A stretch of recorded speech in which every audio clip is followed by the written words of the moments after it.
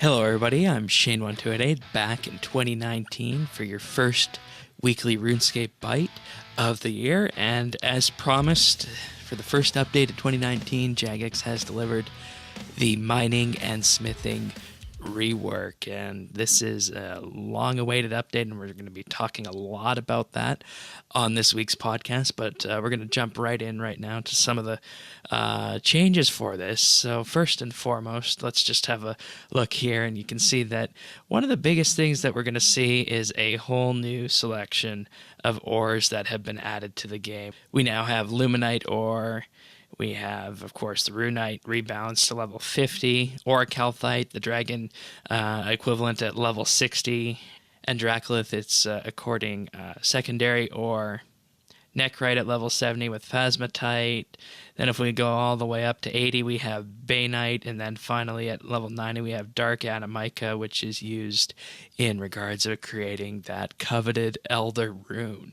So in addition to that, I will just also have a quick look at one of the most important features of this rework, and that is the world map. And if you go into the world map, you'll be able to see that everywhere there is a mining site throughout the world, you'll be able to hover over it, and it'll show you what exactly is at that mining site. This proved very valuable during the beta, and it will continue to be valuable here now that the update has actually hit. And you can see here in the Caridian Desert, there's our other source of light Animica.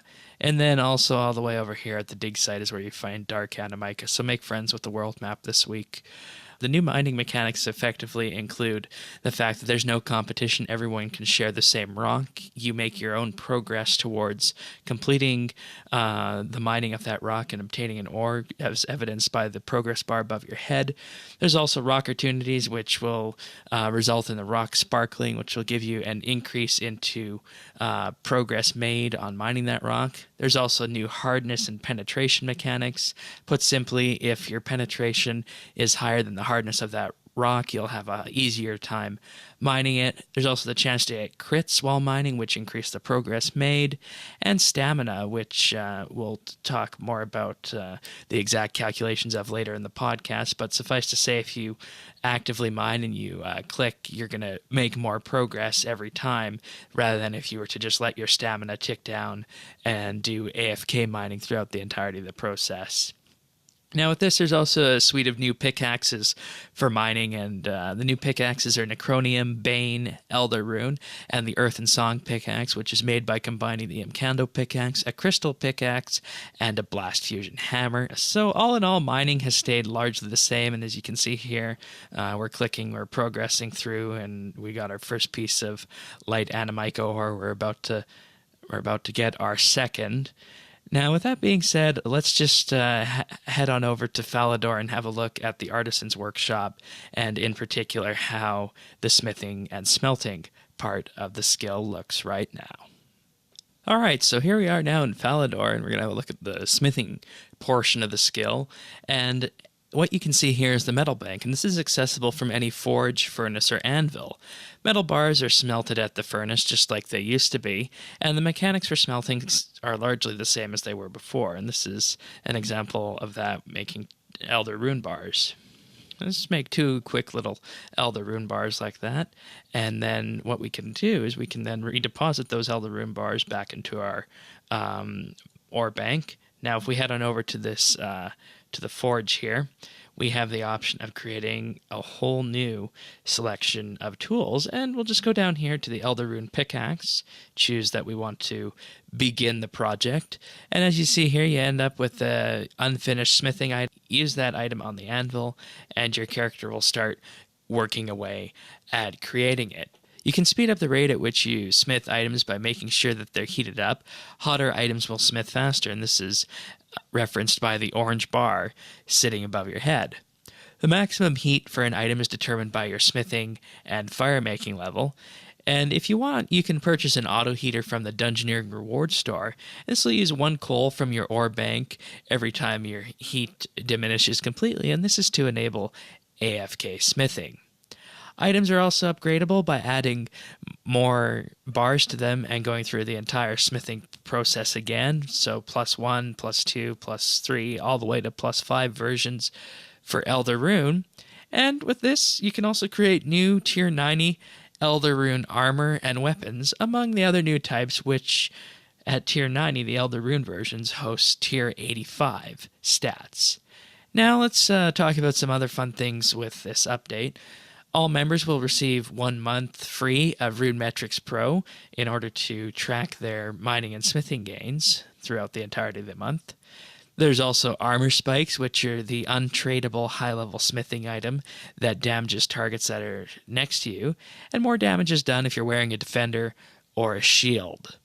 Now, with that being said, there's also something called Masterwork armor, and Masterwork is an expensive set of Tier 90 power armor made from Elder Rune +5 armor and Immaculate Ally bars. Creating a full set will take more than 12 in-game hours, also requiring level 99 smithing. You'll also need 600 of each bar from bronze all the way up to Elder Rune to make the Immaculate Ally bars that are needed. Now, you might be wondering, there's got to be more, right? Well, there definitely is, and that is Trimmed Masterwork Armor. Trimmed Masterwork Armor is a Tier 92 upgrade of Elder Rune. It requires the Masterwork Armor, Praesilic Essence, and Malevolent Essence. These essences are obtained by melting down Torva and Malevolent equipment, and you'll need 12 trims in total. This armor can then be augmented and provides a set effect that, when used, it converts incoming damage to a damage over time effect. And that's going to be interesting to watch for those doing Slayer, maybe even some tanking aspects in group PVM. Now, you might be wondering, what does this mining and smithing rework provide to me if I'm already maxed out in these skills? Well, the answer to that is that you can actually earn a nice chunk of GP by mining or making the new bars for Masterwork Armor, because everything that you need to make for Masterwork Armor, from the core bars itself to the Immaculate bars, are indeed tradable and tradable on the exchange, so there might be some money to be made right there. Or you could just have a look and see how things have changed in this rework, because this is effectively launching 2 of RuneScape's oldest skills in-game. Now, wrapping up before you get ready for this week's episode of RSBANDB Update, just a big thanks out there to Mod Jack, Mod Tomb, and everyone else who worked on the mining and smithing rework, and especially those two for answering our questions at RuneFest and being so receptive to ideas and feedback on the beta that we play tested there. And if you want a more exhaustive rundown, we'll be back this weekend with our full analysis of everything in this rework on RSBANDB Update right here on this YouTube channel. So give it a subscribe if you want to be notified when that arrives. And in the meantime, if you want a full breakdown on everything that's changed, check out the patch notes on the official RuneScape website. And if you want detailed mechanics, check out Sudi's page on the RuneScape wiki if you want to know everything that's changed and even the math behind them. So with that being said, we'll be back this weekend for RSBANDB Update, the first episode of 2019. See you then, everyone.